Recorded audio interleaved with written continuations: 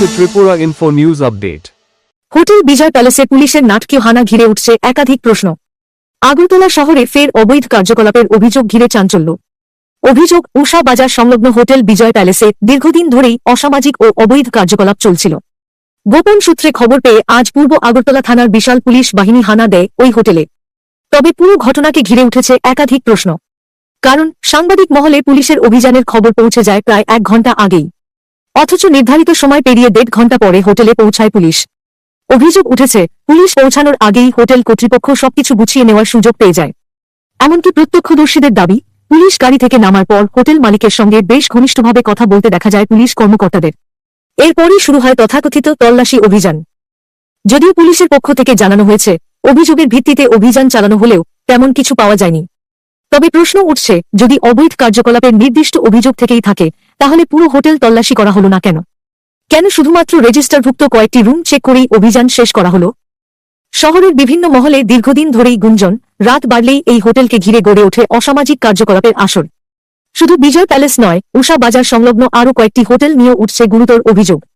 এখন দেখার বিষয়, এই ঘটনায় শুধুই কি নাটকীয় হানা দেখিয়ে দায় সারবে পুলিশ, নাকি সত্যিই সামনে আসবে পুরো চক্রের আসল চেহারা?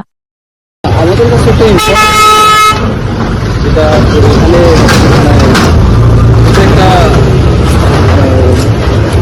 কি বলবো, একটা আমাদের কাছে ইনফরমেশন ছিল যেটা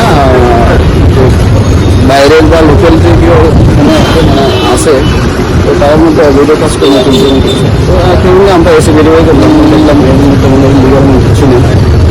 সেটাই আমরা চারজন পেলাম।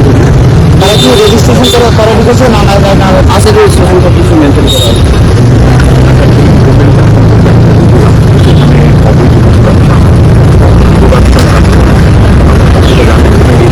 না, সেরকম ইনফরমেশন আমাদের কাছে থাকে, আমরা একটু কমিউনিটি অ্যাড করলাম। আমরা এখন কতজন ভিজিটর এই হোটেলে বসবাস? এখন আমরা হোটেল থেকে 6 জন পেয়েছি।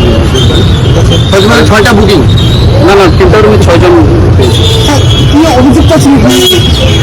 ওখানে একটা লিগেল একটা কাজ করেছে, যেরকম একটা এরকম দেখলাম কিছু নেই।